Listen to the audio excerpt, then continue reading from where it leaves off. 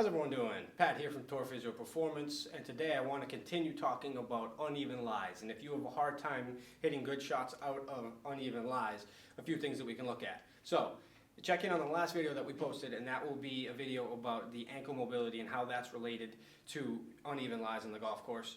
But if you've gone back and you've tested those ankles and they're moving great, but you still have a really hard time in some of these uneven lies, the other thing we can look at is our balance. So people talk about and think about, well, why would I need balance? I'll be on 2 feet. I'm going to try to be in the most stable position I can, nice athletic position when I'm hitting the golf ball. When we get on the golf course, it's not always going to be nice and flat like we are on the driving range. There's going to be a lot of different situations. We might be in a position where our back foot's much lower than our front foot, or we have more weight on our toes, or maybe there's even some situations where I have 1 foot in the bunker and 1 foot's out. I had one of those recently, and balance is a huge part of being able to make that shot a good shot and advance it down to where we need to go to continue on with our round. So what we'll do with people is we'll do a test in our assessment, and we will have them stand on 1 foot. And can you stand on 1 foot for 25 seconds? If you can do that, balance most likely is not going to be one of the problems that's hurting you in those situations. But if you have a hard time, or even if you can get to 25, but you're falling all over the place, I would still recommend that you work on some balance. So what we're going to do today is I'm going to show you a variety of different strategies to work on that. I'm going to show you it all with a medicine ball chop lift, because that's one of the exercises that we like to use when we're working on this balance. But it's not really about the exercise, it's more about the position that we put our body in while we do said exercise. So you could do a variety of different exercises, and we can talk about that at a later date. But today, I want you to focus on it. We're going to talk about all the different positions that I put my feet in that are going to make different challenges on my balance for this chop lift.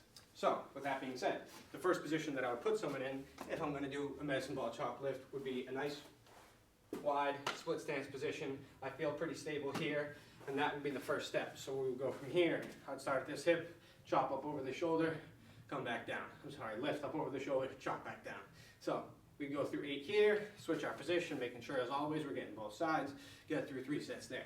If that's pretty easy, what we're going to do next is we can tighten up that stance. So we can get this foot right behind it, and then what I want from people is I want to work until I can get them to a comfortable position with their feet in a line.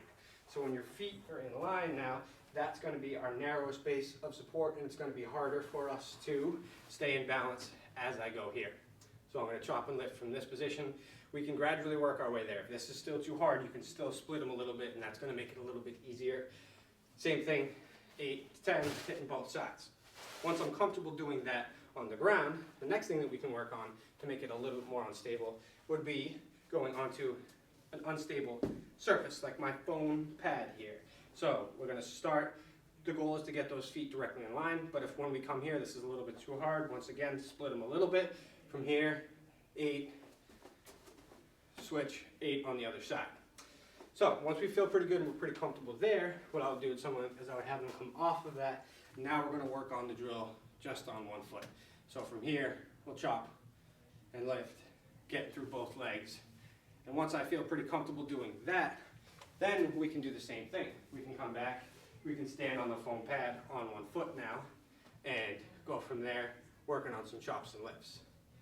The last step that's going to actually make it a lot harder, which surprises people, is our eyes play a big part of balance. So if we close our eyes in any one of the positions that I told you about, that's immediately going to make that one harder. So say you feel really comfortable in this position here, and we can chop pretty good, but then when you get to this position, it feels like it's really hard, and you can't really do it, and you feel like you're falling over too much. Well, maybe we can try going back to this position, but then close your eyes and do it, and you notice it makes it harder for me to do that. So we can work our way up. That works all the way through until you can do this standing on the pad with my eyes closed, chopping up and down. So there's a variety of different things for you to work on and test that balance, and you can always retest standing on 1 foot for 25 seconds. As always, if you have any questions, please leave a comment. Glad to give you a hand.